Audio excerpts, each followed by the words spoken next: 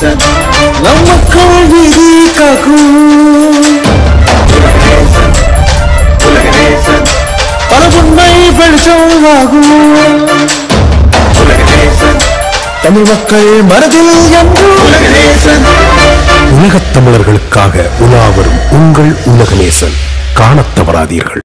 ஒருவேளை நான் திருமலை பேசுறதுக்கு முன்னாடி பேசிட்டு போயிருக்கலாமா நினைச்சேன். நான் வந்து ஆக்சுவலாக வந்து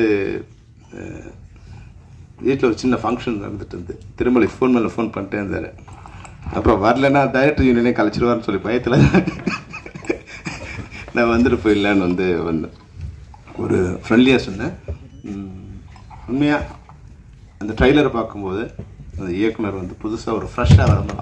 இது வந்து நம்மளுடைய கஷ்டம் எல்லாம் எந்த திரைப்படமும் கஷ்டம் இல்லாமல் வந்ததே இல்லை. அதுக்கு தான் வந்து அந்த முன்னாடி நம்ம படத்தோட ரிலீஸே வந்து டெலிவரி ஆகிடுச்சு.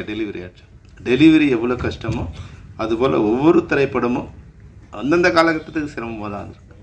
முதல்ல வரும்போது அழகு பெருமாள் பேசினார், டைரக்டர் எவ்வளோ கஷ்டம். ஏன்னா அவர் படம் டைரக்ட் ப்ரொடியூஸ் பண்ணலன்னு நினைக்கிறேன் அவர் வந்து. அதனால் எவ்வளோ டைரக்டர் கஷ்டம். படவகோபி வந்தார், ஒரு ப்ரொடியூசருக்கு எவ்வளோ கஷ்டம். அவர் டைரக்ட் பண்ணல, அதனால் டைரக்டரோட கஷ்டம் அவருக்கு தெரியாது. ப்ரொடியூஸ் பண்ணுறது எவ்வளோ கஷ்டம்னு உண்மையில கஷ்டம் தான். திரைப்படத்துறை வந்து நம்ம வந்து ஜாலியாக மகிழ்ச்சியாக படம் பார்த்துட்டு போகிறோம்.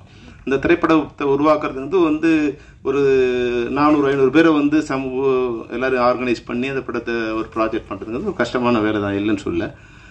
ஆனால் அது கொஞ்சம் திறம்பட பண்ணால் இது போல் கஷ்டம் வராது. நிச்சயமாக இந்த படம் பார்த்தோம், நிச்சயமாக இந்த படம் ஒரு ஃப்ளரிஷாக இருக்குது, ஒரு சந்தோஷமாக இருக்குது. இப்போ இருக்கிற ஸ்க்ரீனுக்கு ஒரு டைட்டாக இருக்கிற இதுக்கு வந்து இந்த படம் வந்து ஒரு ஃபன்னாக ஒரு ஜாலியாக இருக்கும். அதனால் இந்த படம் நிச்சயமாக எல்லாராலும் ஒரு ட்ரைலர் பார்க்கும்போது அதுதான் வந்து ஒரு சொத்துக்கு ஒரு பானைக்கு ஒரு சோறு பதங்கிற மாதிரி ஒரு ட்ரைலருங்கிறது நிச்சயமாக அந்த ஆடியன்ஸை திரைக்கு கொண்டு வர மாதிரியான ஒரு ட்ரைலராக இருக்கணும். அந்த ட்ரைலர் பார்க்கும்போது எங்களுக்கு தெரிஞ்சது நிச்சயமாக இந்த படத்தை நானும் தேட்டரில் பார்க்கலாங்கிற ஒரு உணர்வை எனக்கு இந்த ட்ரெய்லர் கொண்டு வந்திருக்கு. அந்த வகையில் எவ்வளோ கஷ்டம் இருந்தாலும் இப்போ சவுண்ட் ட்ராக் முன்னாடிலாம் வந்து ஃபிலிம் பக்கத்தில் சவுண்ட் ட்ராக் ஓடிட்டுருக்கோம். அது பக்கத்தில் வந்து இன்னொரு ட்ராக் போட்டால் டைரக்டரோட அழுகை கேட்டுகிட்டே இருக்கும். எல்லா ஃப்ரேம்லையும் டைரக்டரோட அழுகையும் இன்னொரு பக்கத்தில் போட்டால் ப்ரொடியூசரோட கேட்டுகிட்டே இருக்கும். ஆனால் அதையெல்லாம் நம்ம வந்து இந்த படத்தோட வெற்றி வரும்போது, என்னோட படமும் ரிலீஸ் ஆகும்போது இப்போ சிவா சார் இருக்காரு, கேட்டால் தெரியும் உங்களுக்கு, இந்த ஆஃபீஸ் உள்ளே வரக்கூடாதுன்னு சொல்லிட்டாங்க. ஸோ ஆஃபீஸ் உள்ளே வரக்கூடாது, அந்த ரோடுக்கே வராதப்பான்னு சொன்னாங்க. ஆனால் படம் ரிலீஸ் ஆன பிறகு மறுநாள் வந்து என் வீட்டு வாசலில் 3 கார் அவங்க கார் தான் நின்றுட்டு இருந்தது. இன்னும் டைரக்டர் கூட்டுவாங்க அப்படின்னு. அதனால் இது வந்து ஒரு கணவன் மனைவி மாதிரி சண்டை தான். வெற்றி வரும்போது நம்மளுடைய எல்லா கவலைகளும் இதுவாகிடும்.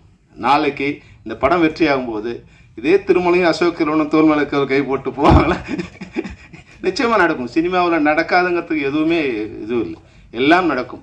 ஆனால் நடக்கிறதுக்கு எது காரணமாக இருக்கும்னா வெற்றி ஒன்று தான் காரணமாக இருக்கும். இந்த திரைப்படத்தை பார்க்கும்போது அந்த சூழ்நிலை அமையக்கூடிய வாய்ப்பு இருக்குது. வந்து அடுத்த படம் வந்து வெற்றி அடையும் போது எல்லா கவலைகளையும் மறந்து திருமலையும் அசோக் செல்வனும் இணைந்து ஒரு திரைப்படத்தை இது நிச்சயமாக தயாரிக்கலாம். ஏன்னா எனக்கு திருமலையை ரொம்ப நல்லா தெரியும். ஒரு இமோஷனல் ஒரு கை, எல்லாத்துக்கும் ஏதோ நல்லது பண்ணணும்னு நினச்சிக்கிட்டே ஏதோ ஒரு முயற்சி பண்ணிகிட்டே இருப்பார். அதுபோல் நான் அசோக் செல்வனே ஒரு தடவை சந்திச்சிருக்கேன். நான் பேசும்போது ரொம்ப இனிமையாக, ரொம்ப அன்பாக, ரொம்ப நாகரிகமாக, ரொம்ப பண்போடு தான் பேசினார். ஒரு வகையில் என்ன இதுக்கு எந்த பிரச்சனையும் தெரியாது. எதுவாக இருந்தாலும் 1000 கஷ்டங்கள் இந்த திரைப்படத்தில் இருந்தாலும் திருமலை சொன்னதில் ஒரு பாயிண்ட் இருக்குது. அந்த படம் ரிலீஸ் ஆகும்போது எல்லாரும் சேர்ந்து அந்த படத்தை வந்து ப்ரொமோட் பண்ணணுங்கிறத வந்து ஒரு விதியாக வச்சுக்கணும். ஏன்னா இந்த ஒரு படம் வந்து வெற்றி அடைந்தால் அதில் யாருக்கு முதல் லாபம்னா அதில் நடித்த நடிகர் நடிகை 2 பேருக்கும் அவங்க தான் 80% ஆஃப் லாபத்தை எடுத்துகிட்டு போயிருப்பாங்க. லாபங்கிறது வந்து நான் மானிட்டரி வைஸாக சொல்ல, அது வந்து ஃபேம் வைஸாக அதன் மூலம் அடுத்த படத்தில் கிடைக்க போகிற லாபம் வைஸாக 80% அவங்க எடுத்துகிட்டு போகிறாங்க. அப்புறம் ஒரு 10-15% வந்து டெக்னீஷியன் எடுத்துப்பாங்க. இன்றைக்கி இருக்கிற பாலாஜி வந்து இந்த படம் ஓடிச்சுன்னா நாளைக்கு அவரோட லெவல் வேறுவாக இருக்கும். ஆனால் இந்த படம் ஓடினாலும் திருமலையோட லெவல் அதே லெவல் தான் இருக்கும், தயாரிப்பாளரோட லெவல் அப்படியே தான் இருக்கும்.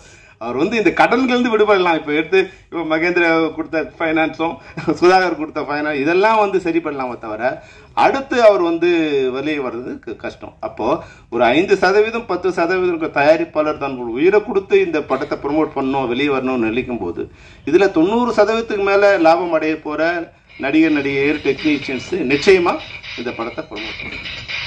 இன்னொரு விஷயம், இது பொது மேடையில் சொல்ல வேண்டிய விஷயம் இல்லைன்னா கூட இந்த பல விஷயங்களே வந்து இது போலீஸ்காரன் வந்து ஐயோ திருட்டு நடக்குதுன்னு வந்து ரோட்ல கத்தினா எப்படி தவறோ, அது மாதிரி தயாரிப்பாளர் சங்கத்தில் வந்து ஒரு ஈசி மெம்பராக இருக்கிற திருமலை வந்து இங்கே வந்து பேசுறது வந்து தேவையில்லாத ஒன்று. அவரோட சங்கத்தில் உட்காந்து இவ்வளோ கஷ்டம் இருக்கு, இதெல்லாம் பண்ணணுமே நீங்கள் முதல்ல அங்கே தான் பேசணும். அதனால் இப்போ தயாரிப்பாளர் சங்கங்களோட செக்ரட்டரிகள் இங்கே இருக்காங்க. நாங்கள் வந்து அவங்களுக்கு வந்து ஒரு கண்ட்ரோல் அவங்ககிட்ட கொடுத்தோம். நாங்கள் என்னென்னா இப்போ கூட அதை ஒரு இது புரிஞ்சுக்கல. ஒரு திரைப்படம் நான் வந்து என் நண்பரோட நண்பர் அவர், நான் திரைப்படங்கள் வரும்போது கொஞ்சம் பழக்கமானார். அவர் எனக்கு பிடிச்சிருந்தது. அவர் வந்து ஒரு நாள் எங்கிட்ட வந்து சார் ஒரு 50,000 பணம் வேணும் சார். என்னன்னு கேட்டேன். ஒரு பெட்டி கடை வைக்க போகிறோம் சார் அப்படின்னு. சரி ஓகே, அவர் எனக்கு பிடிச்சிருந்தது, நான் தரேன்னு சொன்னேன். நான் நாளைக்கு வந்து வாங்கிக்கணும். இல்லை சார் நான் வந்து நான் ஒரு 3 months கழிச்சு வந்து வாங்கிக்கிறேன் அப்படின்னாரு. அப்போது அவர் சென்னையில் வந்து ஒரு 20-30 இடங்களில் வந்து அலைஞ்சி எங்கே கடை இருக்குது, எங்கே கடை வச்சா நல்லாயிருக்கும், எங்கே வாடகை கிடைக்கும், அதில் கன்சியூமர் எங்கே இருக்காங்க, இதெல்லாம் இப்போ ஒரு 3 மாதம் தெரிஞ்சுட்டு அப்புறமா வந்தார். அண்ணன் இந்த இடத்துல கடை வைக்கலான் இருக்கேன், வாடகை கொடுக்க போகிறேன், எல்லாத்தையும் செட் பண்ணிவிட்டு என்கிட்ட வந்து பணம் வாங்கினார். நான் அதை வந்து அவருக்கு வந்து இனமாக தான் கொடுக்கணும்னு நினச்சேன். ஆனால் அவர் வந்து ஒரு 6-7 மாதத்தில் அந்த பணத்தை எனக்கு திருப்பி கொடுத்துட்டார். அப்போது 50,000 ரூபாய் முதலீடு வச்சு எடுக்க போகிற ஒரு பெட்டி கடை வைக்க போகிற ஒரு நபர் ஒரு 3 மாதம் பிளான் பண்ணி எப்படி வச்சா பண்ணணும்னு பிளான் பண்ணி அது 6 மாதத்தில் மொத்த அசலையும் கடனையும் கொண்டு வந்து திருப்பி கொடுக்க முடியுது. ஆனால் எல்லாம் கோடீஸ்வரன் தான். இன்னைக்கு தயாரிப்பாளர் எல்லாம் கோடீஸ்வரன் தான். கோடீஸ்வரன்னா கோடிக்கு கம்மியாக இன்னைக்கு எந்த திரைப்படமும் எடுக்க முடியறதில்லை. அப்போ பல கோடிகளை போட்டு படம் எடுக்கிற ஒரு தயாரிப்பாளர் எந்த அளவுக்கு திட்டமிடுதல் வேண்டும்? இதுதான் இது திட்டமிடுதல் தான் நம்ம தயாரிப்பாளருக்கும் இல்லை டெக்னீஷியன்ஸுக்கும் இல்லாத ஒன்றா இருக்கு. டெக்னீஷியன்ஸுக்கு இல்லைன்னா ஒன்றும் ஆக போகிறது இல்லை, அவங்க வந்து வெயிட் பண்ண போகிறாங்க. ஆனால் தயாரிப்பாளர் ஒரு நாளும் ஒரு நிமிடமும் அந்த பணத்துக்கு வட்டி கட்டிகிட்டே இருக்கும். எந்த விடுமுறையும் இல்லாத ஒன்றே இந்த வட்டி தான். எந்த விடுமுறையும் கிடையாது. கொரோனாவுக்கு கூட அதுக்கு வட்டி கிடையாது. செத்தாலும் வட்டி கிடையாது, வாழ்ந்தாலும் வட்டிக்கு லீவே கிடையாது. அப்போ அவங்க